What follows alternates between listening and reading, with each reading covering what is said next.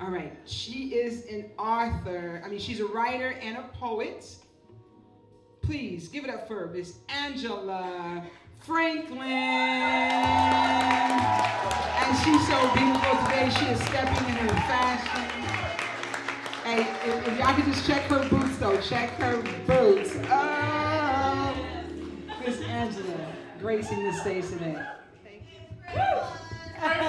Can y'all hear me? Yeah. No, I need both. Oh, you take. Okay, I was gonna say I need both my. Well, no, if you need both hands, you can.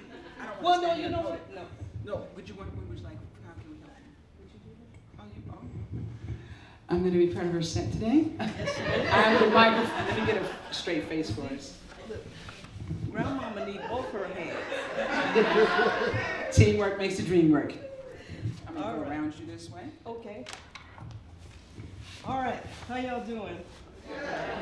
Glad to be here. So I'm gonna start out with this poem.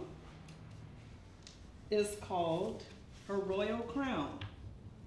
Not to be confused with Crown Royal. I think you can do it. All right, I think I can do it. I'll just use this table right here. Mama, hot and sweaty, waited for a cold drink to herself.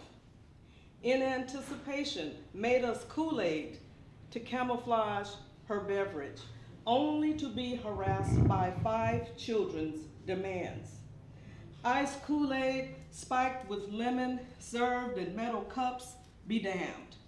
We didn't want its balance of sweet and sour, so much like Mama's marriage. We grabbed her skirt hem, lips parted, greedy and gapping beneath the bottle of tilted, fizzing brown beverage.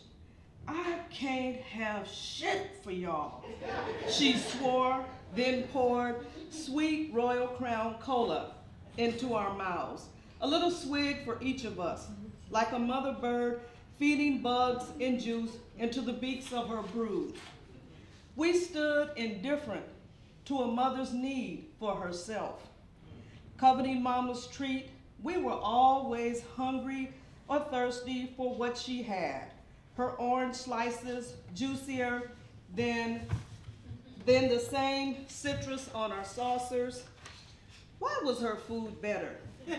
How did she manage our mouths full, hang laundry, make beds, fix dinner by 5 while nursing a black eye?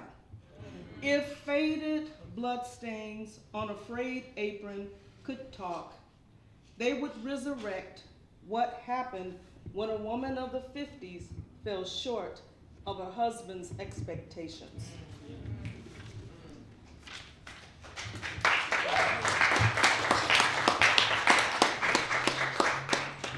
This next piece, I had a pleasure writing it, and I think it'll be a little history lesson for some of you. It's called Mothers Are Martyred Too, in memory of Sister Alberta Williams King. I have the best mother in the world, your son bragged to friends on campus while chasing chapters in Hebrew text, while weary, while watching his people and crosses lit by Jim Crowers as smoking skies queried, how long? Alberta, with your parenting done, you hung your apron, but no sooner than a shelled pea could fall from its sleeve, your son collapsed from the weight of an ancient 30-06 bullet that sliced his jaw and severed his spine. His dreams coagulated on a concrete balcony. Alberta, you and your people kept on clutching God and a drum major's memory, wondering what mother envisioned her son's demise for doing right. His prophecies tucked in your bosom like a southern auntie's loose change stashed in a threadbare handkerchief buried underneath an ample left breast. Sing, choir, they said. Tickle them keys, Sister Bert, members cried out, caught up in worship. You soldiered on with love, swollen thick and sturdy ankles, calloused feet, pumped pedals on an old Hammond organ. Lead us not into temptation, but deliver us from evil. Strong hands stroked keys, punctuated choirs harmony. Alto, tenor, soprano, crescendo. Two shots sang out louder than brass cymbals. You slumped forward. Under the weight of Marcus Wayne Chenault's hate, his off-key cry, "All Christians are my enemies," made many glad that Dr. Martin Luther King wasn't alive to see his beloved mother martyred, assassinated by her own kind, playing what she loved where she should have been safe. Like many beacons deemed from the searchlight of history, in case you didn't know, on June 30th, 1974, Alberta Williams King was shot to death as she played an organ during worship service at Ebenezer Baptist Church 6 years after Martin Luther King Jr. was assassinated. This poem, this next piece, is about how some of us felt about choices we had to make regardless of our faith. A voice is heard in Ramah, lamentation and bitter weeping.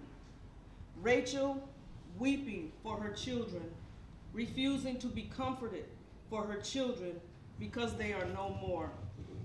Jeremiah 31:15. This piece is called Good Friday at the Free Clinic on Crenshaw. Somewhere between barefoot and expecting, I learned I was growing fast. Mind and body, the we of me, couldn't backpack another baby. Income unsteady, I still had it in my head. I was going somewhere. Meanwhile, taste buds changed, sugared grits and eggs stank, turned violent, belly up and chucked what I loved. Pregnant brain played mental games, gathered names, saw tiny feet surfing unwanted on womb walls. Baby daddy and I, willing, unwilling accomplices, ditched our bodies' accomplishment on a Good Friday. I took us to a free clinic on Crenshaw. My almost next of kin was captured in a blue bin labeled medical waste. On Easter in 1979, my alto solo cracked and choked on the wondrous cross hymn on which a Prince of Glory, once planted in a virgin, died.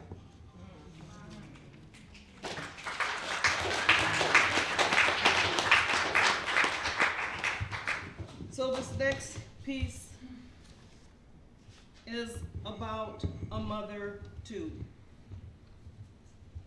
And this one is a little hard, so you guys just stay with me. It's called, and it's a true story. And it's not me, so it's a funny story about that, but anyway, I'll continue. It's called The Birthing Chamber, and it's inspired by an article, WPLG Local 10, and this happened in May of 2019. You could hear her screams, subhuman, worse than a black bear caught in a steel trap, recalled an ear witness to Eyewitness News. An abandoned black woman, pregnant, bipolar, schizophrenic, tethered to a jail bed, was in labor.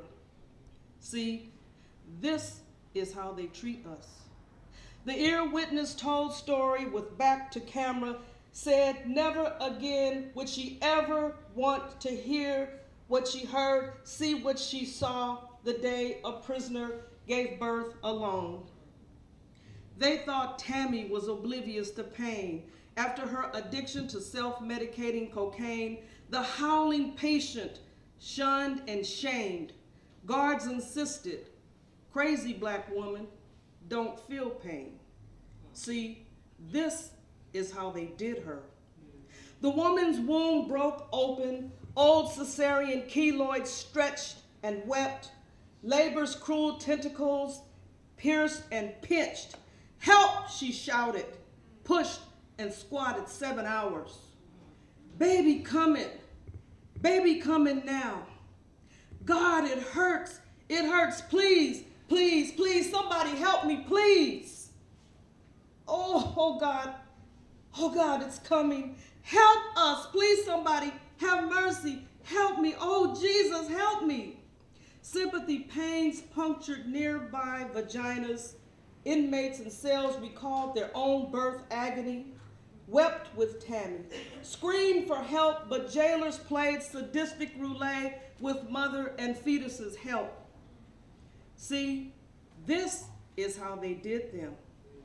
The blood-splattered birth chamber resembled remnants of a Santeria ceremony in the divided states of America, a nation quilted in hatred, where even a dog gets more mercy. Miranda fell from her mother, hit the floor, and wailed. With palsied arms, Tammy cradled her bloody, mucus-covered baby and whispered, "Mommy is so sorry."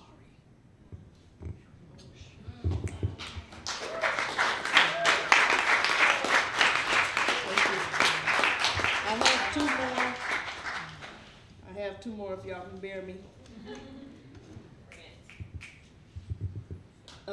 These next two poems are for women of the sun who bleed and grieve for loved ones that are not always dead.